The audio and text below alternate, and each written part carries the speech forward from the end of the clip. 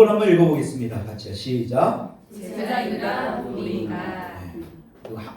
한 명이 딱 안 읽었어. 다시 제목 시작. 제자인가 우리인가. 대답을 하셔야 됩니다. 제자인가 우리인가. 이 설교 말씀을 듣고 오늘 이 말씀의 의미를 좀 깊이 생각하고 또 우리 삶에서 좀 적용해봤으면 좋겠습니다. 현대 그리스도인들의 가장 많이 하는 생각 중에 하나가 예수님의 제자가 되지 않더라도 그리스도인이 될 수 있다라고 생각을 합니다. 그러니까 예수님의 제자가 되지 않아도 그리스도인, 성도가 될 수 있다라고 생각합니다. 그러니까 다시 쉽게 말하면 예수님을 믿는다고 하면서도 예수님을 따를 생각은 전혀 없는 사람들이 점점 이 교회 안에 늘어나가고 있다는 것입니다. 그럼 언제부터인지 예수 믿고 천국 가면 다 끝난다라는 생각이 이 교회 안에 마치 누룩처럼 점점 퍼져갔습니다. 그래서 제자의 길을 선택한 사람들은 특별한 사람들만 가는 길이라고 생각합니다.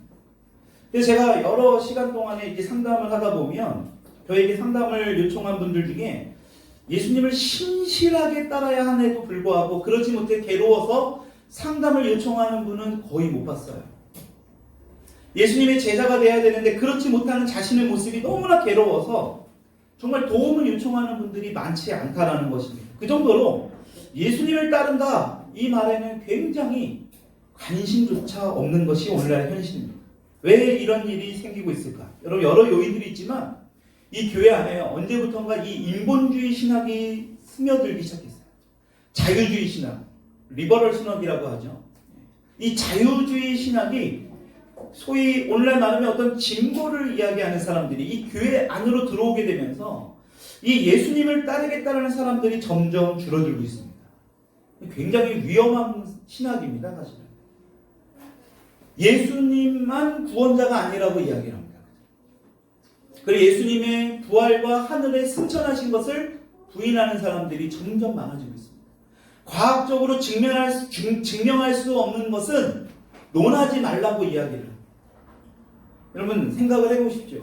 우리가 과학적으로 다 이해를 할 수 있는 세상이 아니에요. 하다못해 여러분들이 지금 숨쉬고 있는 이 산소가 어떻게 과학적으로 정확하게 만들어져 있는지 명확하게 규명할 수가 없습니다. 우주를 보면 더하죠. 이 지구가 계속해서 자전과 공전을 반복하고 있는데 수많은 이 별들과 수많은 이 여러 이 행성들이 부딪히지 않는다는 것, 이거는 말로 설명할 수 없는 부분들이 너무나 많이 있습니다. 그럼에도 그들은 그것을 굉장히 강조해요.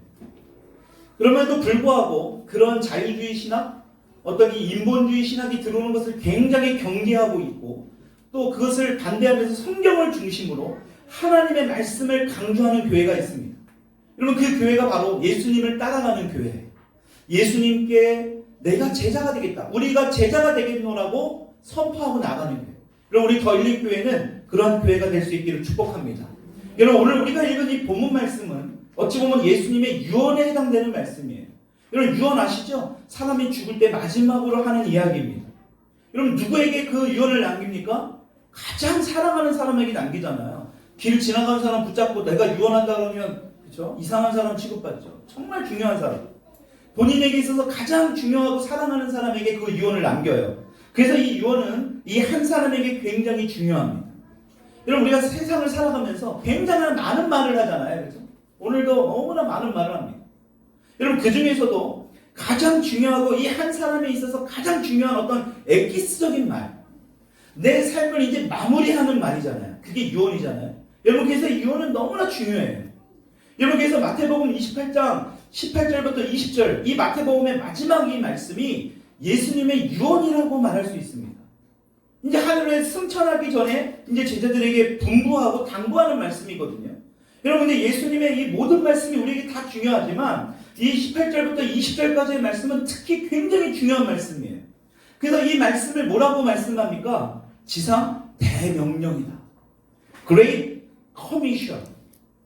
거대한 아주 중요한 우리 가운데 있는 지상 대명령이에요. 여러분 19절의 말씀을 보게 되면 예수님께서 지금 제자들에게 세상 가운데 가서 제자로 삼고 세례를 베풀라고 말씀하십니다. 연이어 20절에 뭐라고 말씀하십니까? 너희에게 분부한 그것을 가르쳐 그들에게도 지키게 해라. 가르치라는 거예요. 여러분 이렇게 큰 사명, 엄청난 사명이에요. 그렇죠? 대사명입니다. 큰 커미션이에요. 여러분 엄청난 거대한, 그냥 빅이 아니라 그레이시라고 표현하거든요. 엄청 거대한 겁니다. 여러분 이 큰 사명을 감당하기 위해서 우리가 어떻게 해야 되는가? 그 말씀이 18절에 말씀하고 있습니다. 여러분 하늘과 땅의 권세를 누구에게 주셨다라고 18절에 말씀하고 있어요? 내게 주셨다. 이 내가 누굽니까? 예수 그리스도예요. 그렇죠? 예수님이 말씀하신 거예요. 여러분 우리가 그동안 교회를 다니면서 굉장히 많이 읽었던, 들었던 말씀입니다. 근데 이 말씀을 대수롭지 않게 그냥 지나갔을 수도 있어요. 여러분 성경을 보게 되면요, 항상 하나님께서 당신의 자녀들에게 어떠한 일을 당부하거나 어떤 명령이나 그것을 순종을 요구할 때는 하나님께서 반드시 그 일을 감당할 수 있는 은혜를 주세요. 능력을 부어주십니다. 감당할 수 없는 일을 우리에게 당부하거나 맡기는 일은 절대 있지 않아요. 여러분 오늘도 이 말씀을 보면 민족으로 제자를 삼고 또 세례도 베풀고 분부한 모든 것을 가르쳐라. 여러분 이것은 우리가 감당하기 굉장히 힘든 일입니다. 여러분 그것을 감당할 수 있는 능력을 바로 오늘 이 18절에 말씀하고 있다는 것입니다. 그 18절의 말씀이 뭐라고요? 하늘과 땅의 모든 권세를 예수님께 주셨다는 거예요. 여러분 다시 말하면 우리가 살아가는 이 땅에 이 우주의 모든 주인, 모든 왕, 모든 권세, 모든 능력 누구에게 있다는 거예요? 왕이 되신 예수님께 있다는 거예요. 여러분 그렇기 때문에 너희들이 예수를 전하기 위해서 세상으로 가게 되면 굉장한 어떤 어려움과 위기가 닥치고 힘든 일이 있지만 예수님이 어떻게 하시겠다라는 거예요? 우리를 보호하시고 오히려 영적으로 더 든든하게 너희들을 서나가게 해주시겠다. 이 말씀이에요. 여러분 그래서 모든 권세가 예수님에게 있기 때문에 너희는 걱정하지 말고 제자 삼고 세례 베풀고 모든 것을 가르치는 그 일에 너희들이 집중하라는 것입니다.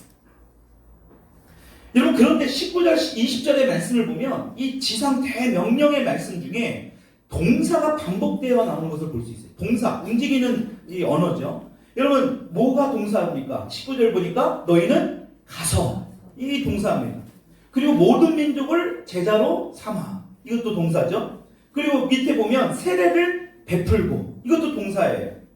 그리고 나서 20절에 보니까 뭐가 나옵니까? 가르쳐 지키게 하라. 이것도 동사입니다. 네 군데서 19절과 20절에 동사가 나와요. 근데 이 부분을 헬라어 성경 원어로 보게 되면 조금 동사의 의미가 달라요. 이 네 개의 동사 중에 세 개의 동사가 있고요. 나머지 한 개의 본동사가 있습니다. 그 말은 뭐냐? 세 개의 동사는 이 하나의 본동사를 꾸미는 동사예요. 수식 동사라고. 그러니까 제일 중요한 건 이 하나의 동사예요. 이 세 개의 동사 중에 가장 중심이 되는 동사, 그 동사 하나가 있는데 그 동사가 바로 뭐냐? 헬라어 원어의 제자 삼으라. 이게 본동사예요. 그러니까 이게 무슨 뜻이냐? 가서 세례를 주고 가르쳐 지키게 하라. 이것이 중요한 게 아니라 진짜 중요한 건 뭐예요? 제자 삼으라는 거예요. 이것을 하기 위해서 나머지 이 세 가지는 해야 하는 것들이라는 거예요. 진짜는 뭡니까? 제자 삼으라는 거예요. 다시 말해 예수님께서 말씀하신 지상 대명령은 교회에 무리를 만들어가는 게 아니라 뭐 하라는 거예요? 제자를 세우는 거예요. 무리가 중요한 게 아니라는 겁니다. 여러분 그래서 교회의 무리와 제자가면요 완전히 다릅니다. 무리와 제자는. 여러분 우리는 그 사람의 신앙이 좋고 안 좋고를 평가할 때 어떻게 생각합니까? 흔히 이렇게 예배에 잘 빠지지 않고 잘 나오고 그렇죠? 교회 봉사도 잘하고 그러면 우리는 신앙생활을 잘하고 있다라고 우리는 흔히 생각합니다. 심지어는 목사님들 중에도 그렇게 생각하는 분들이 너무나 많아요. 그래서 어떤 교회 가보면요, 이 교회 신방을 가서 체크를 하거든요. 우리 같이 뭐 작은 교회는 상관이 없는데 큰 교회들은 이 부목사님들이 가요. 그래서 그 가정의 신앙 상태를 체크합니다. 그러니까 다른 것 안 봐요. 이분이 예배생활 잘하고 있는지, 말씀생활 잘하고 있는지 그 정도만 체크해서 보고하게 돼요. 그 말은 뭘까요? 그냥 교회 열심히 다니고 봉사활동 조금 하면 신앙생활 좋다라고 체크한다는 말입니다. 그렇게 우리는 인식되어 있어요. 여러분 근데 중요한 것은 오늘 말씀에도 보았지만 성경은 그렇게 말씀하고 있지 않다는 거예요. 교회가 진정으로 복음적인 교회고 성경을 추구하는 교회, 말씀을 따라가는 교회라면 어떤 교회라는 거예요? 제자의 길을 걸어가야 하는 교회. 제자의 길. 여러분, 그 다른 말로 뭐냐? 그리스도인입니다. 그리스도인. 여러분, 그리스도인이라는 걸 영어로 말하면 뭐예요? 그리스도인을 영어로 하면 크리스찬입니다. 크리스찬. 여러분 예를 들어서 어떤 사람들이 세상 가운데서 밥 먹기 전에 기도한다든지, 그렇죠? 말씀을 보면 물어보잖아요. 나 크리스찬이야. 이런 말 많이 하잖아요. 그렇죠? 이 크리스찬, 그리스도인, 이 말이요, 처음에 안디옥이라는 곳에서 가장 먼저 불려졌습니다. 여러분, 이 안디옥이라는 나라는 지금 터키예요. 이 북동쪽에 위치한 터키의 북동쪽에 위치한 곳이 바로 이 안디옥입니다. 여러분, 그 당시에 예수님이 십자가에 죽으시고 부활하시고 하늘로 승천했을 그 당시에는요, 로마라는 제국이 다 로마라는 나라가 이 터키까지 다 지배하고 있었습니다. 여러분, 그때에 이 로마 제국 중에 세 번째로 큰 도시가 바로 이 안디옥이라는 도시예요. 여러분, 이거 굉장히 의미가 있는 도시입니다. 여러분, 큰 도시의 특징이 있죠. 문명도 발달하지만 많은 사람들이 살기 때문에 많은 여러 종교들이 그 안에 있다는 것입니다. 그래서 예수님께서 죽으시고 부활하셔서 하늘로 승천하신 이후에 이 안디옥에서 예수님을 따르던 사람들, 예수를 믿지 않는 사람들이 예수님을 따르던 사람들을 놀리면서 불렀던 말이 바로 이 그리스도인이에요. 크리스찬입니다. 여기서부터 시작된 거예요. 영어로 하면 크리스찬. 여러분, 그래서 크리스찬이라는 말은 뭐냐? 크라이스트라는 말 뒤에 IAN이라는 말이 따라서 크리스찬이 되잖아요. 그렇죠? 크라이스트 뭐예요? 예수님을 쫓는 사람들이에요. 예수님의 뜻을 따라가는 사람을 크리스찬이라고 부르는 것입니다. 여러분, 우리가 누군가에게 그리스도인, 크리스찬이다 라는 것은 나는 예수님을 따라가는 사람이에요 라고 말하는 거예요. 다시 말해, 나는 예수님의 제자입니다 라고 고백하는 것과 같은 의미라는 것입니다. 여러분, 그 당시에 안디옥이라는 도시에서 예수님을 믿었다라는 것은요, 생명을 내놓고 믿는 거예요. 예수 믿는 사람 다 죽였잖아요. 그래서 그들이 어땠습니까? 땅으로 막 파고들었습니다. 여러분, 그래서 안디옥이요, 보면 이 산이 많아요. 이 깊이 있는 곳이 많습니다. 그래서 그 땅을 파고 들어가가지고요, 그곳에서 조용히 몰래 예배드렸던 그곳이 바로 이 안디옥입니다. 여러분, 굉장히 의미 있는 도시예요. 여러분, 그러니까 그들을 놀리면서 불렀던 말이 그냥 크리스찬, 얘 그리스도이냐? 한마디로 손가락질 받으면서 불려졌던 이름이 그리스도인이라는 것입니다. 여러분, 그런데도 오늘날 내 생명도 담보를 하고 믿어서 불려졌던 그 그리스도인이라는 그 이름, 여러분, 오늘 교회 안에는 예수님과 내가 예수님께 제자가 되는 일에는 별 관심이 없어져 버렸다는 거예요. 예수님을 따르는 것도 귀찮고 예수님처럼 살고 싶은 마음도 전혀 없다는 거예요. 왜 그럴까요? 예수님처럼 사는 게 너무나 고리타분해 보이는 거예요. 굉장히 피곤한 일처럼 보여지는 겁니다. 여러분, 그래서 오늘날 교회도 보면요, 이 예수님의 제자가 되어야 된다는 설교도 많이 안 해요. 고리타분하고 힘들거든. 부담을 막 주거든요. 교회를 어떻게 하면 잘 운영할까? 이거는 그냥 몇 시간씩 회의도 합니다. 근데 우리 교회가 어떻게 하면 신실한 제자가 되어야 할까라고 논의조차도 하려고 하지 않습니다. 이런 이야기를 꺼내려고 하지도 않는다라는 거예요. 그러니까 오늘날 교회가 어떻습니까? 세상에 맨날 손가락질 받는 거예요.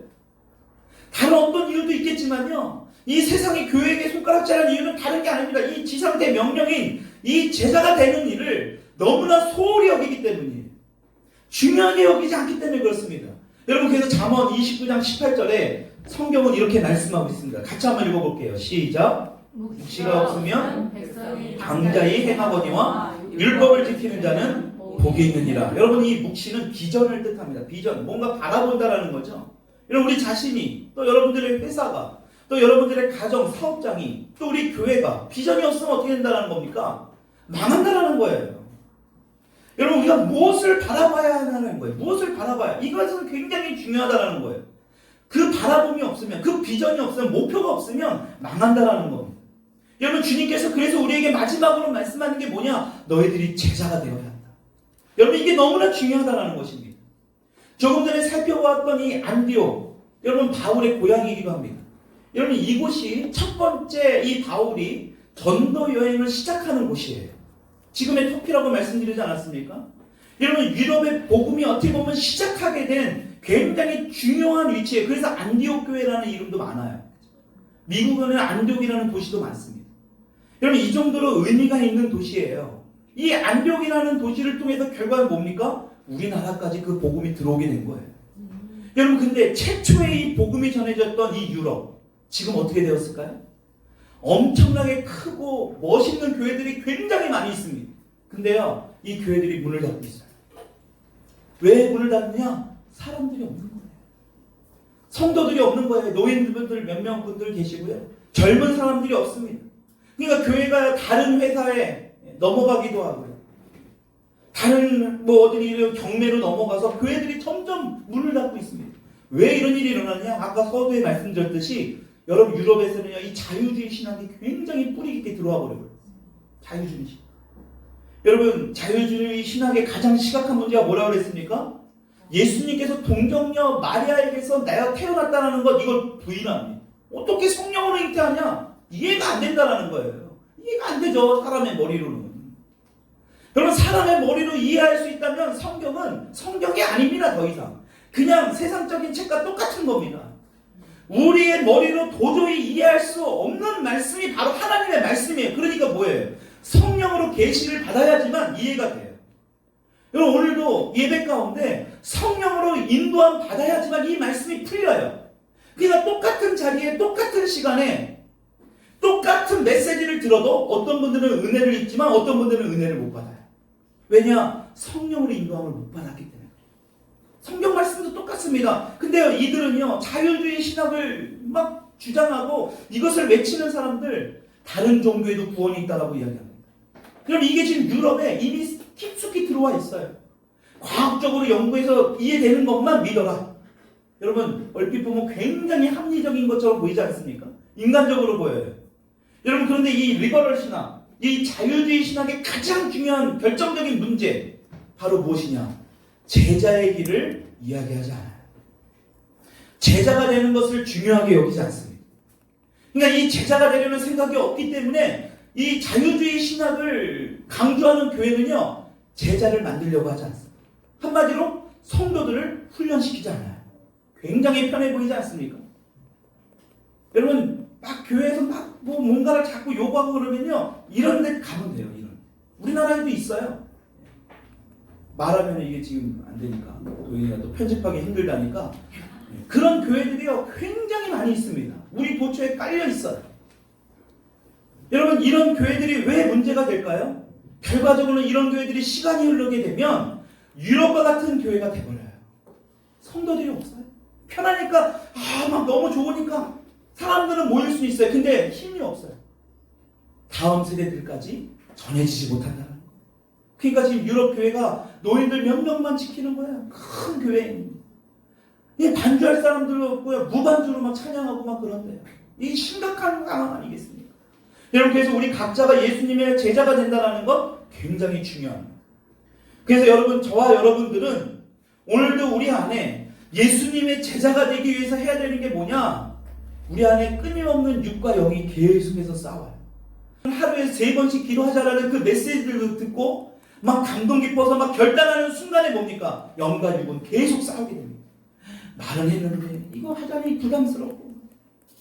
여러분, 그렇기 때문에 어떻게 됩니까? 우리에게 훈련이 중요해요.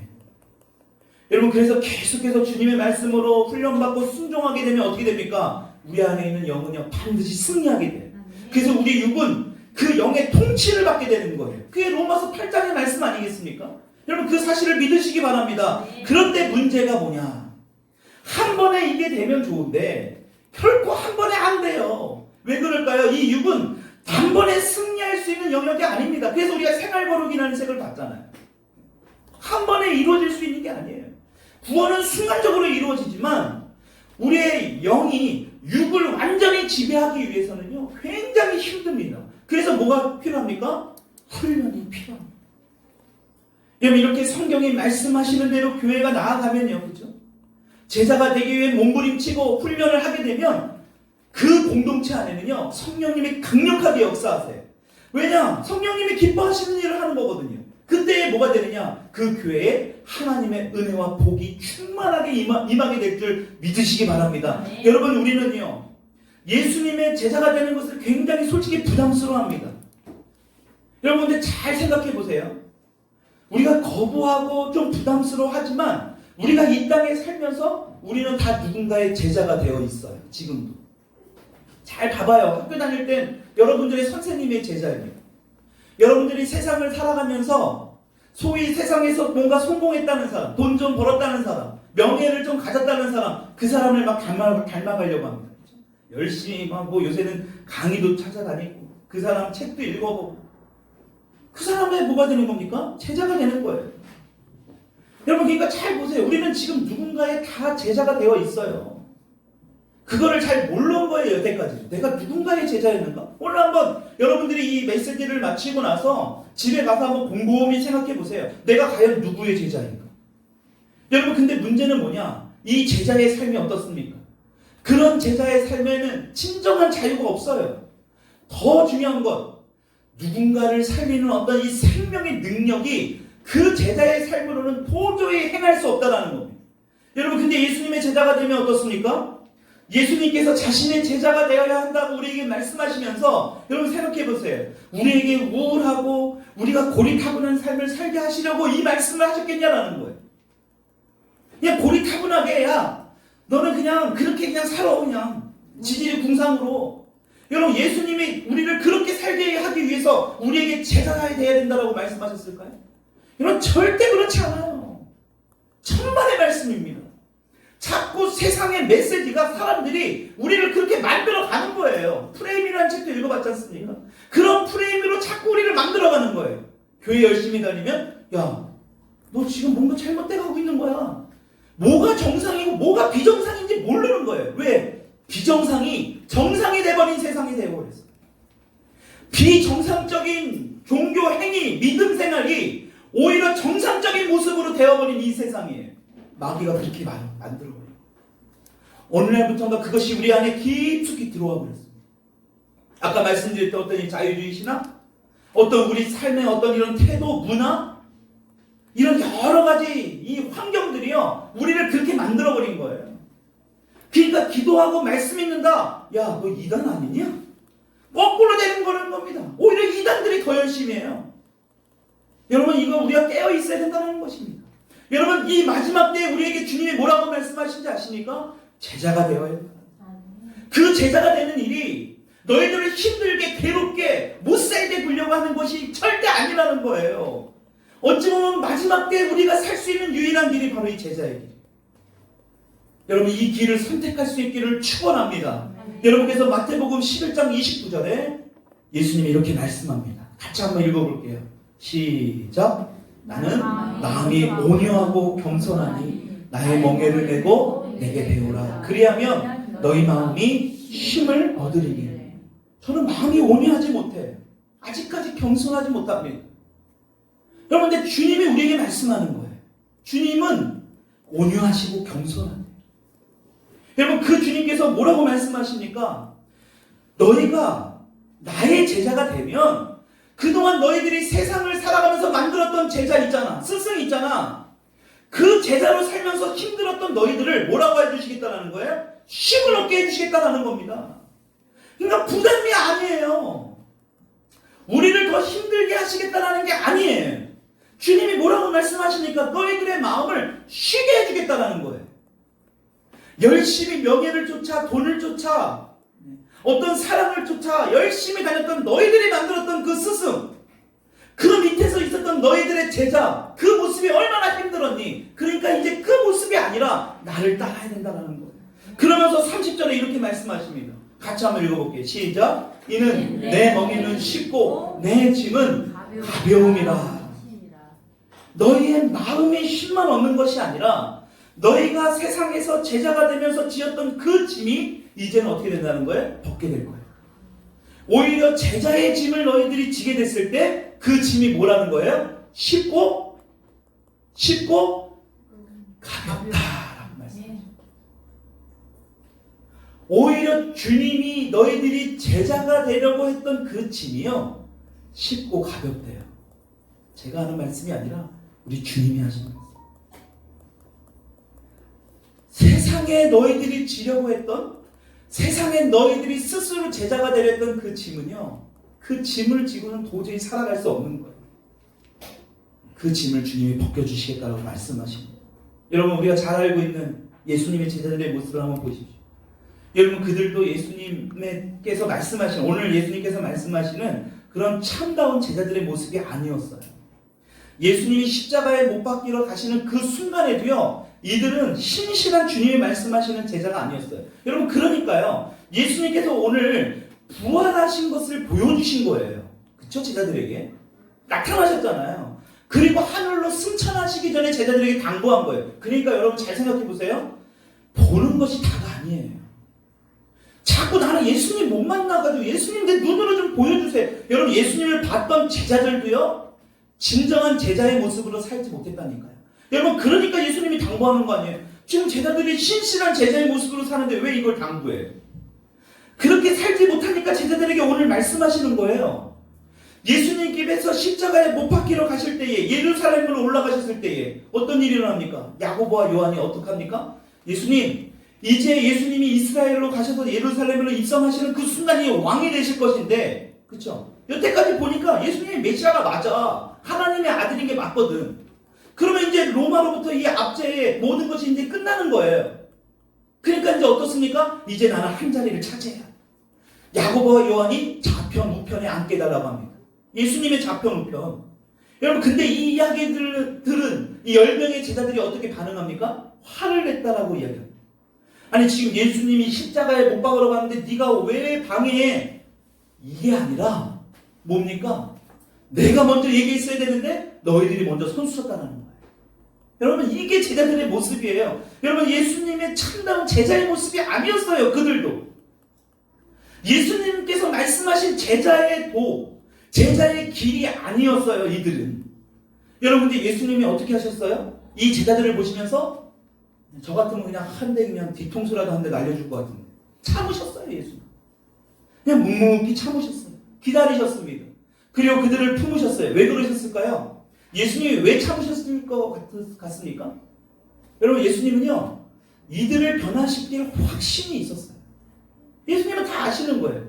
어떻게만 하면 너희들이 나를 떠나지 않고 그곳에만 있으면, 나만 따르겠다라고 하면 예수님이 반드시 그들을 변화시킬 자신이 있었던 거예요. 확신했던 거예요. 여러분, 그래서 결국 그 제자들이 어떻게 됩니까?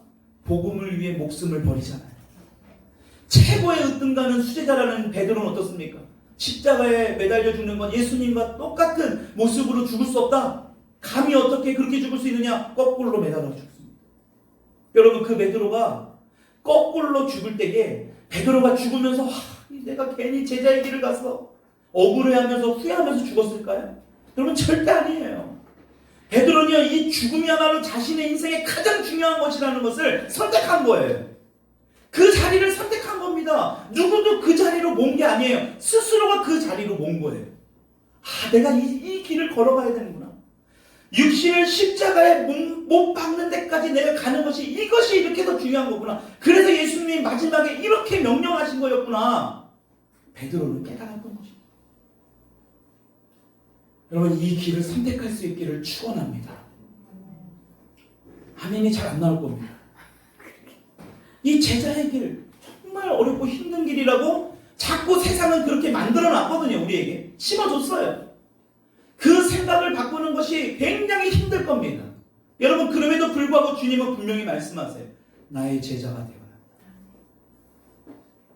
그 명령을 받들고 그 명령에 순종하는 자, 여러분, 반드시 하나님이 하늘나라에서 상급을 부어주실 거라고 저는 믿어요. 여러분, 그것이 없다면 이 베드로, 요한, 나머지 야고보, 살갗이 다 벗겨져 가면서 죽으면서 순교를 선택했던 그들, 여러분, 그들의 죽음은 헛됩니다. 절대 그럴 수 없습니다. 주님이 그러기에 우리에게 말씀하십니다. 제자가 되어야 합니다. 말씀을 정리합니다. 여러분, 우리 더힐링 장로교회, 이제 더힐링 장로교회라고 좀 부르려고, 여기 옆에 힐링교회가 있어서 거기 침례교회더라고요. 우리 더힐링 장로교회가 이제 3년이째가 되고 있어요. 어느덧 3년째 벌써. 오늘 우리 교회에게 오늘 이 메시지를, 이 지상 대명령인 이 메시지를 우리 교회에 주님께서 주시는 메시지인 것을 저는 믿어요. 여러분, 그렇다면 이제는 더 이상 우리는 무리의 모습으로 살아가서는 안 돼요. 제자의 모습으로 살아가야 돼요. 주님이 말씀하시는 이 제자의 모습으로 살아가야 돼요. 여러분, 목사의 제자로, 저의 제자로 만들려는 게 아니에요.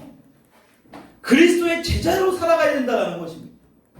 저의 제자가 돼서는 안 돼요. 주님의 제자가 돼야 된다는 거예요. 여러분, 그래서 어떻습니까? 여러분들의 가정과 일터에서 여러분들이 그 세상을 변화시킬 수 있어야 돼요. 그래서 우리 더일링교회가 앞으로 더 하나님께 쓰임받는 교회, 하나님이 함께하는 교회, 하나님의 마음껏 역사할 수 있는 그런 교회가 될 수 있기를 축원합니다. 여러분, 그러기 위해서는 가장 먼저는 뭐냐? 제자도의 길을 선택하는 거예요. 여러분, 작지만 강력한 교회가 있습니다. 작은 교회, 여러분, 규모가 중요한 게 아닙니다. 결코. 여러분들 한 사람이라도 이 메시지를 듣고 예수님의 제자가 되기로 결단하신다면 여러분, 그것을 통해서 주님은 기뻐하세요. 여러분들의 이 결단을 통해서 주님은 반드시 역사하십니다. 여러분, 생각해 보십시오. 얼마나 가치 있는 일입니까? 여러분, 이보다 더 큰 가치가 있을까요?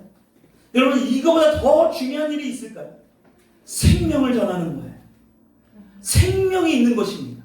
여러분, 그래서 끝까지 예수님께서 말씀하시는 그 제자도의 길을 걸어갈 수 있는, 제자의 길을 걸어갈 수 있는 우리 더일링 장로교회가 될 수 있기를, 또 우리 성도님들이 될 수 있기를, 여러분들의 가정과 일터와 여러분들의 자녀들이 될 수 있기를 주님의 이름으로 축원합니다.